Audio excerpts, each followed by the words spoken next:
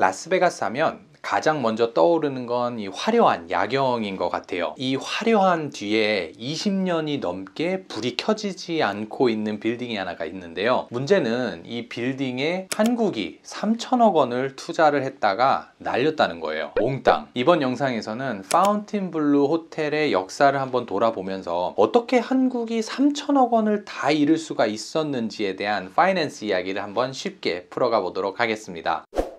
안녕하세요. 공부하는 직장인 직장학생입니다. 코로나 이전에 라스베가스의 피벗 포인트가 언제냐고 물어보시면 저는 1989년이랑 1999년이라고 할 것 같아요. 1989년에는 당시에 라스베가스의 아버지라고 불렸던 스티브 윈이 미라지라는 복합 리조트를 시작을 하는데, 이 호텔의 오픈을 시작으로 기존에 있었던 도박장을 겸비한 숙박업소들은 하나둘씩 없어지기 시작을 하고, 대신에 트레저 아일랜드, MGM, 벨라지오, 비니시안, 페리스 같은 복합 리조트들이 생겨나면서 지금의 라스베가스의 뼈대를 완성한 해가 1999년도거든요. 이 파운틴블루 호텔의 시작도 이때로 거슬러 가요. 2000년에 부동산 회사의 수장이었던 도널드 소퍼라는 분이 스트립 북쪽에 부지를 사서 런던을 테마로 한 호텔을 짓겠다고 발표를 해요. 그런데 1년 후에 1차 쇼크를 받죠. 9/11 사태랑 닷컴 버블이 터져갖고 무기한 연기가 되게 됩니다. 시간이 조금 지나서 2005년에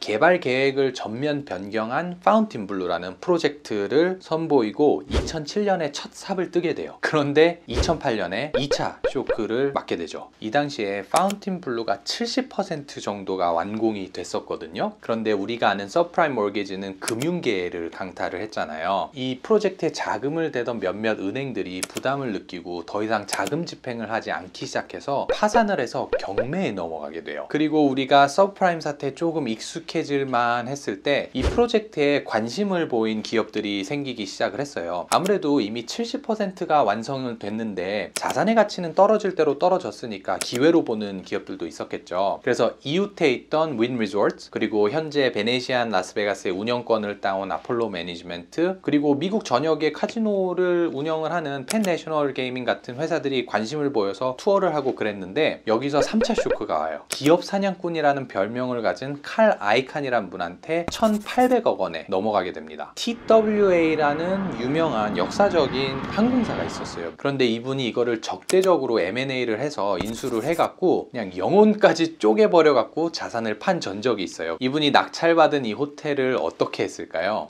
똑같이 했죠. 영혼까지 쪼개서 팔아버린 거예요. 대리석은 물론이고 가구, 심지어는 벽지까지 뜯어서 팔아버렸어요. 그리고 7년 동안 아무것도 안 하고 2017년에 약 7천억 원에 위트코프 그룹한테 이 호텔을 매각시킵니다. 진정한 위너는 칼 아이칸이었죠.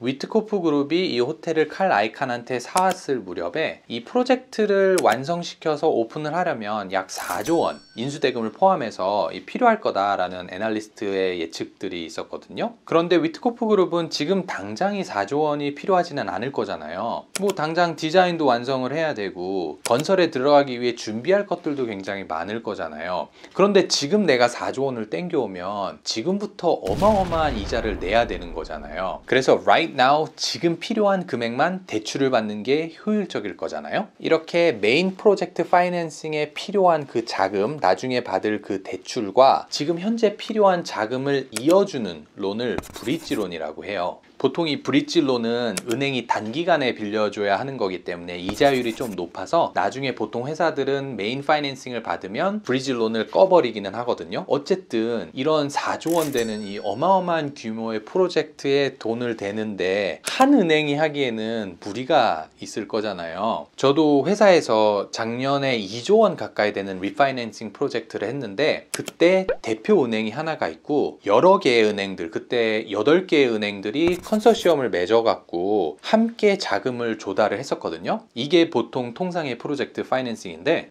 위트코프 그룹이 지금 당장 대출받아야 하는 브릿지론의 대표 주관사가 미래에셋으로 선정이 되면서 한국 투자자들의 불행은 시작이 됐죠. 미래에셋이 대표 주관사로 7천억 원을 조달을 해야 되는 거예요. 일단 4천억 원을 JP모르겐, 도이치뱅크 같은 현지 은행들한테 선순위로 조달을 했어요. 여기서 선순위라는 거는 사업이 잘못 됐을 때 막 빨간 딱지가 붙었을 때 이거를 먼저 받아올 수 있는 우선권이라고 생각을 하시면 되거든요. 왜 주주들은 You are my destiny잖아요. 흥해도 함께 흥하고 사업이 휴지 조각이 되면 같이 휴지 조각이 되는 거잖아요. 그렇기 때문에 주주들은 항상 꼴찌예요. 후순위. 당연히 투자자 입장에서 본다면 선순위 채권이 리스크가 더 낮으니까 수익률이 더 낮겠죠. 투자의 불변의 법칙이잖아요. 하이 리스크 하이 리턴, 로우 리스크 로우 리턴. 그래서 이 선순위보다는 조금 더 위험한, 하지만 후순위 주주들보다는 좀 더 안전한 이 중간에 낀 투자를 메자닌 투자라고 하거든요. 나머지 3천억은 한국의 증권사, 기관 투자자, 개인들이 이 중간에 메자닌에 투자를 하게 돼요. 이때 NH 또 하나금융이 미래에셋하고 조인을 해서 직접 투자도 하고 여러 기관들한테 투자를 받게 됩니다. 이때 투자한 기업이 강원랜드도 있었고 뭐 방송사도 있었고 현대모터스큐리티, 현대자동차의 계열사죠. 이런 기관들이 있었고, 신한금융투자는 Marriott in Las Vegas in DLS라는 상품을 만들어서 개인 투자자들한테 500억 원 정도를 조달을 해요. 이렇게 해서 총 3천억 원을 한국에서 메자닌에 투자를 한 거죠.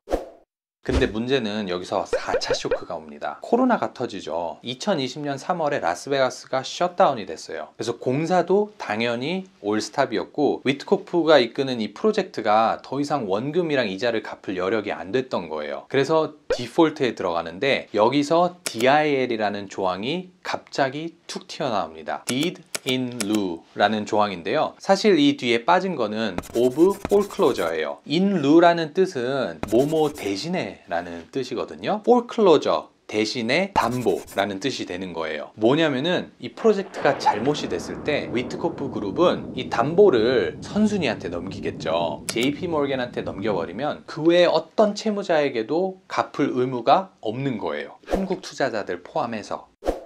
그래서 JP 모건은 어떻게 했냐면, 야 미래에셋 너네들한테 이거 담보 넘겨줄게 4천억 원에, 우리는 관심 없으니까 너네가 가져갈래? 이렇게 했는데 그 당시에 상황이 너무 불확실했잖아요. 거기에다 한국에서 여러 투자자들이 돈을 모아서 3천억 원을 조달을 한 거잖아요. 근데 이 많은 그룹들이 한마음 한뜻으로 4천억 원을 더 태울 그런 합의를 볼 수가 없어 갖고 그냥 이 담보권을 포기해버려서 투자했던 3천억 원을 전체를 잃은 그런 아픈 이야기인 거죠. 개발이 몇 번 중단됐었던 프로젝트에 투자하는 것부터가 잘못된 거 아니냐라는 비난의 글을 본 적도 있었는데요. 사실 이건 결과론적인 이야기고 저라도 혹했을 것 같아요. 일단 프로젝트에 메리어트가 참여를 했습니다. 얘네들의 최상위 브랜드인 에디션이랑 JW 메리엇을 운영을 하기로 했었고요. 더 나아가서 메리엇이 50 밀리언을 투자를 한다는 이야기가 있었어요. 이게 상징적인 게 뭐냐면, 우리가 아는 메리엇은 가맹점 사업을 하지 얘네가 소유를 하지는 않아요. 직접 땅을 사서 호텔을 개발하는 회사가 아니거든요. 그렇기 때문에 이런 메리엇이 지분 투자를 한다는 그런 뉴스 자체가 익사이트먼트를 빌드하기에는 충분한 요소였고, 길 건너에서는 라스베가스 컨벤션 센터가 2조 원 넘게 들여서 레노베이션을 하고 있었고, 일론 머스크는 땅을 파서 거기다 하이퍼루프를 집어넣고 있었고, 굉장히 좀 규모가 크고 매력적인 그런 프로젝트였죠.